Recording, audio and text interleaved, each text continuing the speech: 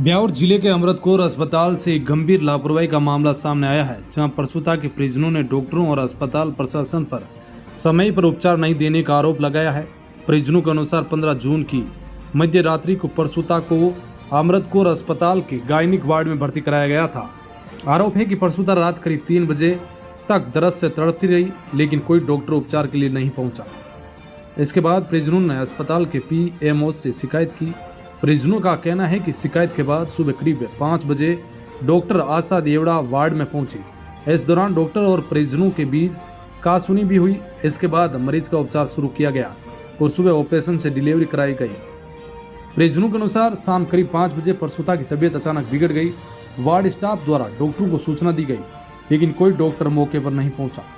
बाद में emergency doctor Naval को बुलाया गया, जिन्होंने मरीज को अजमेर रेफर करने की सलाह दी। सबसे बड़ी परेशानी तब सामने आई जब रेफर किए जाने के बाद भी मरीज को एम्बुलेंस तक ले जाने के लिए काफी देर तक ट्रॉली उपलब्ध नहीं करवाई गई। नाराज परिजनों ने मरीज को बेड सहित उठाकर एम्बुलेंस तक पहुंचाया और इलाज के लिए अजमेर रवाना किया गया। बात आपके प्रति ये भी आ रही है कि उनका कहना है कि आपको कॉल लगाया गया, मंत्री महोदय जी का, अविनाश जी का भी नाम आ रहा है कि अविनाश जी का कॉल आया, फिर आपने जवाब में दिया है कि मेरे को किसी से मतलब नहीं है, मैं होंगी तो मेरी इच्छा से होंगी, चाहे किसी अधिकारी से कॉल कराऊँ या किसी नेता से कॉल कराऊँ। क्या कहना मैम इस बार? देखो, एक गवर्नमेंट हॉस्पिटल का प्रोटोकॉल होता है। हमारे पास कॉल आती है, कॉल ड्यूटी डॉक्टर हमारी कॉल जनरेट करते हैं, एम्बुलेंस आती है। एम्बुलेंस आज 3 वर्षों की सर्विस मुझे अमृतकोर में हो गई है। मेरा पूरा रिकॉर्ड चेक कर लीजिए आप, कभी भी कॉल आई और मैंने कोई पेशेंट अटेंड नहीं किया हो, आज तक ऐसा नहीं हुआ है। भले ही मेरी खुद की स्थिति ठीक नहीं हो, पर मैंने पेशेंट जरूर अटेंड किया है। दूसरी चीज़ है फ़ोन आने की। अननोन नंबर से देखो मेरे पास फ़ोन आते रहते हैं, क्योंकि अस्पताल परिसर में 40 से 50 डिलीवरियाँ होती हैं, अन्य रोगी भी भर्ती रहते हैं, हर कोई कॉल करता है। तो अननोन नंबर से मैं किसी का फ़ोन नहीं उठा पाती हूँ, भले ही साहब आप हो या कोई और हो। रात्रि के समय मेरे लिए ये असंभव हो जाता है कि मैं किसी का फ़ोन उठाऊँ, और कोई इस तरह की मेरे द्वारा इस तरह का कोई फ़ोन नहीं उठाया गया और ना ही कोई बात की गई। जो मेरी कॉल आई थी मैंने जाके पेशेंट को अटेंड किया, ना ही मैंने किसी मंत्री या अधिकारी पे इस तरह की कोई टिप्पणी की। मैं अपना काम करती हूँ। मैंने जच्चा बच्चा को देखा जो कि स्वस्थ है। एक जैसा एक मामला आया था कि बेड को लेके मरीज लेके चले गए थे, तो आप पे एक आरोप लग रहा है कि आपने पैसे मांगे थे। देखिए, पहली बात तो ये कि बेड को लेके मेरे परिजन चले गए, इस बारे में आपको बताना चाहूँगी। मैं जो प्रसूता थी वो एडमिट हुई थी। रात्रि 3 बजे मुझे एक कॉल आई थी, तो मैं एम्बुलेंस से पेशेंट देखने गई थी। मरीज की और बच्चे की स्थिति एकदम सामान्य थी, और तो मैंने उनको बोला कि आपकी एकदम स्थिति सामान्य है, अपन आराम से नॉर्मल डिलीवरी का वेट कर सकते हैं। उनको दर्द नहीं आ रहे थे, दर्द की दवा भी दी गई थी ताकि दर्द चले और डिलीवरी हो सके।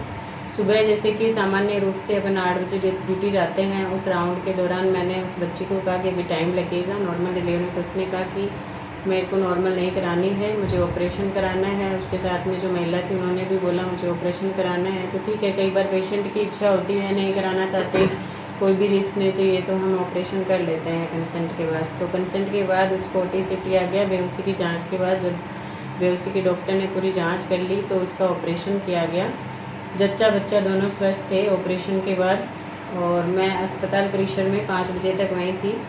और वहाँ पे पोस्ट ऑफ वार्ड में किसी अन्य मरीज की तबीयत ख़राब हुई थी, तो उसके लिए मुझे कॉल गई थी, तो मैं उसको देख के आई थी। मैंने स्टाफ से पूछा था अन्य किसी पेशेंट को कोई दिक्कत है तो बता दीजिए, तो उन्होंने कहा सभी पेशेंट स्वस्थ हैं, सभी जच्चा स्वस्थ हैं। इसके बाद अस्पताल से मुझे शाम के टाइम पे फ़ोन आया लेट, तो स्टाफ ने बताया कि 6-7 बजे के आसपास शायद फ़ोन आया था। तो उन्होंने बताया कि मरीज अजीब सा बिहेव कर रही है, हाथ पैर मार रही है, लेकिन वाइटल्स एकदम ठीक हैं उसकी। तो मैंने जो भी प्रोटोकॉल के अकॉर्डिंग जैसे इन्फॉर्म करते हैं, जो मेडिकेशंस नेसेसरी थी वो एडवाइज की। और चूँकि उसकी कुछ न्यूरोलॉजिकल प्रॉब्लम लग रही थी, तो मैंने जो ऑन कॉल ड्यूटी डॉक्टर थे गोटवाल साहब, उनको बोला था कि आप एक बार पेशेंट को फिजिशियन को दिखा दीजिए, क्योंकि ऑपरेशन संबंधित मरीज को कोई समस्या नहीं थी, ना तो कोई ब्लीडिंग थी पेशेंट को, और वाइटल्स एकदम ठीक थे, BP ठीक था, पल्स ठीक थी, सेचुरेशन ठीक था।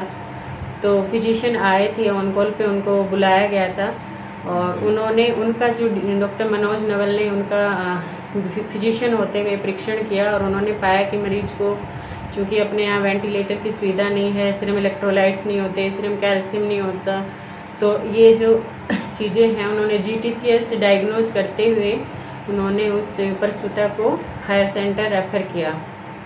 अब रेफरल के दौरान हो सकता है कि ट्रॉली नहीं आई हो, मुझे उस बारे में ज़्यादा नहीं है सूचना। आप उसके लिए मैट्रन से पूछिए, वो बताएंगे कि ट्रॉली कहाँ थी, या फिर ट्रॉली लेडी थी वो कहाँ उपस्थित थी, कहाँ नहीं थी, उसने ढंग से हैंडओवर लिया कि नहीं, इसके बारे में मैट्रन और ट्रॉली मैन वो सब बता पाएंगे, है ना। और बात जहाँ तक पैसे लेने की है, मैंने अपने कैरियर में, मेरी सर्विस हो गई 10 to 11 ईयर्स की, आज तक मैंने किसी भी इंसान से, मेल फीमेल प्रसूता अटेंडेंट, कभी कोई डिमांड नहीं की। तो मैं दावे के साथ ठोक के कह सकती हूँ, अस्पताल परिसर में इतने कार्य करते हैं दिन रात, अभी भी परिसर में मौजूद ऑपरेशन के मरीज हैं। आप किसी भी उच्च स्तरीय जांच से पता लगा सकते हैं कि मैडम ने कभी कोई, या मेरे द्वारा किए गए जो पेशेंट हैं उनसे भी पूछ सकते हैं, आप भर्ती मरीजों से भी पूछ सकते हैं, जिनका कल होना है उनसे भी पूछ सकते हैं, जिनका आज हुआ है, जिनका कल हुआ है, परसों हुआ है, सबसे पूछ सकते हैं। कोई भी मरीज आपको कह दे कि मैंने कभी किसी से पैसे की डिमांड की, ये सब लगाए गए झूठे आरोप हैं। ये डॉक्टर्स की मान मर्यादा को ख़राब करते हैं। मैं पब्लिक से विनती करना चाहती हूँ, इस तरह की मिथ्या नहीं फैलाएं, इससे पब्लिक में सरकारी अस्पतालों के प्रति भय आता है और वो इलाज के लिए बेचारे परेशान होते हैं। हर कोई इतना सक्षम नहीं होता कि वो प्राइवेट अस्पताल में जाके अपना इलाज करा पाए। बहुत गरीब लोग होते हैं, फिर उनके अंदर ऐसे होता है कि जानबूझ के, सच में शायद ऐसा हो गया है ना। तो मैं यही विनती है मेरी आप सब लोगों से कि आप लोगों में चिकित्सकों के प्रति जो विश्वास है उसको ख़त्म नहीं करें। और मैंने किसी से कोई पैसे की डिमांड नहीं की, मैंने जितनी निष्ठा से अपनी कर्तव्य पूरा करते हुए मरीज का जो इलाज कर सकती थी वो किया। मैं यही कहना चाहूँगी सर। अस्पताल की प्रशासनिक लापरवाही को लेकर नहीं है, ये कर्मचारी जो ड्यूटी पर तैनात थे उनकी लापरवाही और उनकी बरती गई कोताही की वजह से, असंवेदनशीलता की वजह से ये घटना घटित हुई। इसकी प्रथम दृष्टया जांच हम लोग कर चुके हैं। जांच के परिणाम के साथ ही जो भी दोषी लोग हैं उनके खिलाफ सख्त कार्रवाई की अनुशंसा विभाग को की जाएगी। साथ में उच्च अधिकारियों को अनुशंसा करते हुए उन पर सख्त कार्रवाई कराने का कार्रवाई हम लोग अमल में ला रहे हैं। सर इसमें कितने जने हैं स्टाफ में जो लापरवाही के समय ड्यूटी पे जो होते हैं? जिन लोगों की लापरवाही है उनको जांच की कार्रवाई के साथ में हमने उनकी अनुशासनिक कार्रवाई के लिए भी लेटर रिकमेंडेशन के लिए भेजा है। आगे जो भी कार्रवाई उच्चतम स्तर से होनी है वो